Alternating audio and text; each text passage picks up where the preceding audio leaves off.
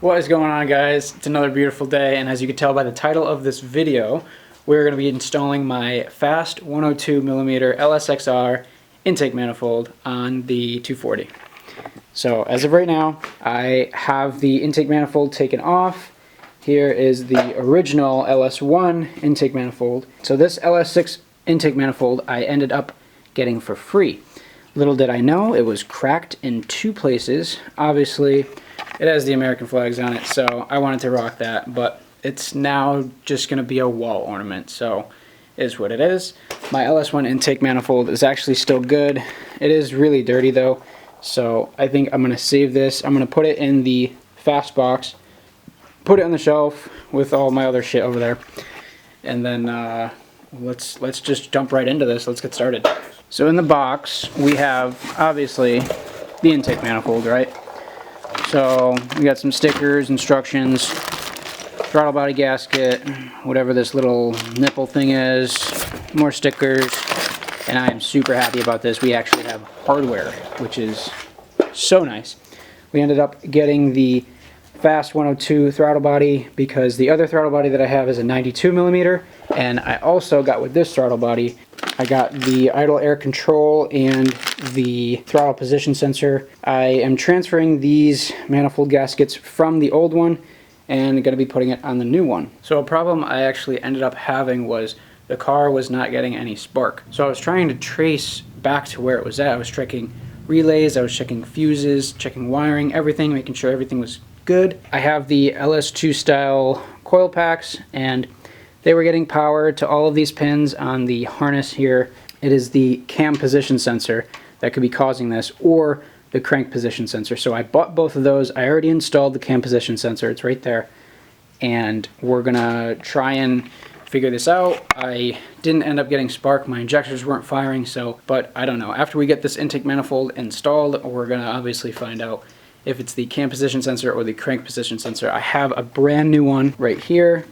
That's the map sensor. Probably going to reuse this too. But the new sensor, GM, genuine parts. I'm thinking it's one of those sensors, like I said, because it's in the same circuit. So we're going to install this intake manifold. Oh, that's what I forgot to tell you. The intake manifold, the LS6 one, is actually cracked. Let me show you. So when I came out here to look at the cam position sensor, I wanted to see if I could take it off without taking the intake manifold off.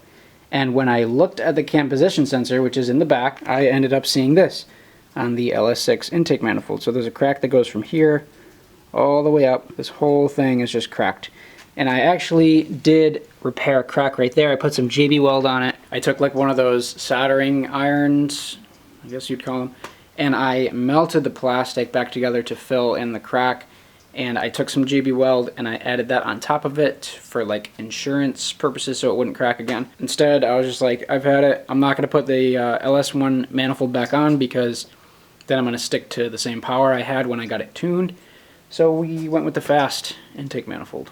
Let's take this bad boy out and see what we're working with. A little update. Currently a little bummed out right now because I have to get a new injector setup. These fat, as they call them, injectors that I have had, these are 42-pound injectors. They're not going to work on the fast intake manifold as they require the skinny injectors. But I did end up getting the couple sensors that I needed to get on the throttle body. I'm going to put the intake manifold on today with the throttle body, bolt it all down, and then wait for the injectors to come in. Like I said, I was running 42-pound injectors. I'm probably going to go up to 60-pound, just so that way in the future, if I do decide to go the boosted route, I'll have enough injector to keep up with the boost. What's going on, everybody? So, I don't know, it's probably been a couple weeks, maybe 2-3 weeks, I don't know. But, as before, we got the intake, we got the D-Schwartz 60-pound injectors, and fast fuel roll kit. So we're going to put all this together today, and hopefully we'll be able to put this on the car.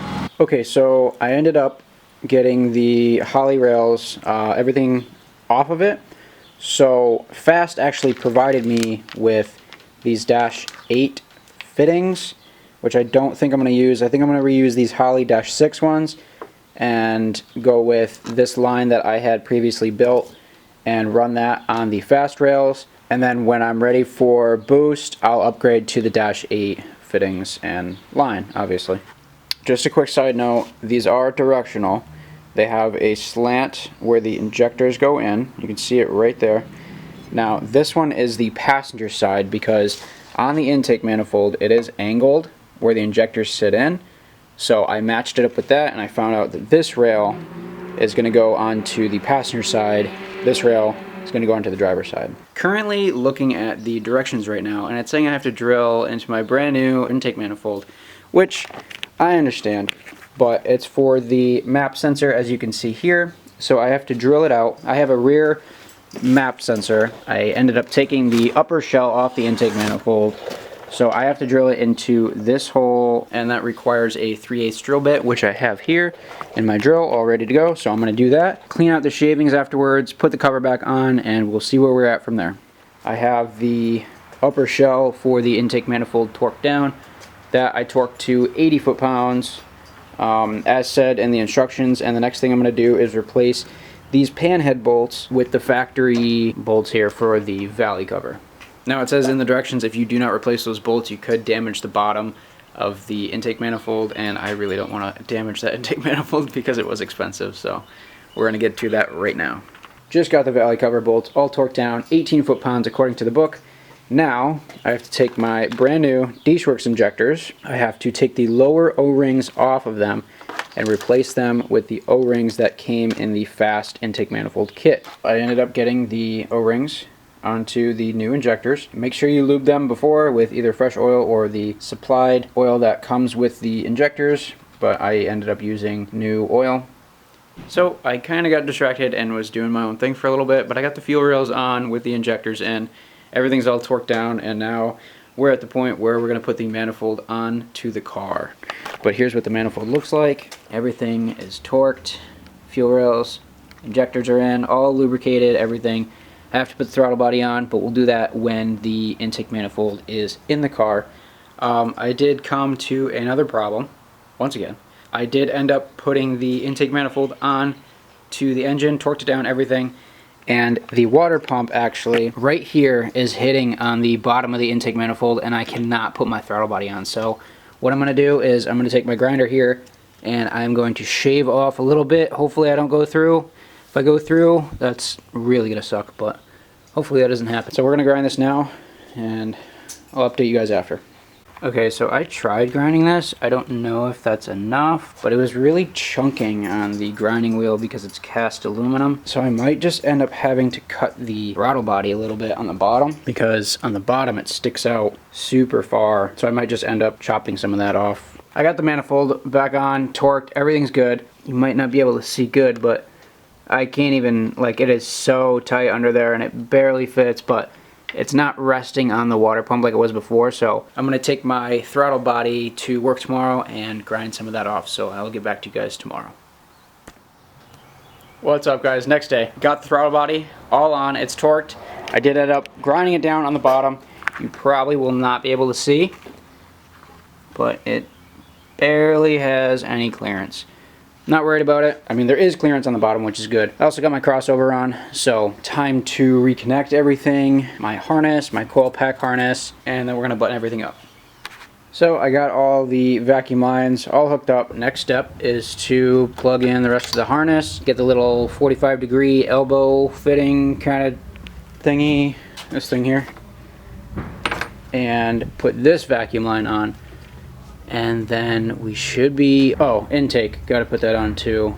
After that, we should be done, ready to crank and get this thing fired up. We got the engine all buttoned up, got the intake on. I'm going to turn the fuel pump on now to check for leaks where the injectors are at. And if we have no leaks, we can crank this thing over, see if it has spark. I did try and crank it over to see if it would fire. I turned on the fuel to check for leaks in the injectors, and there are none, which is good.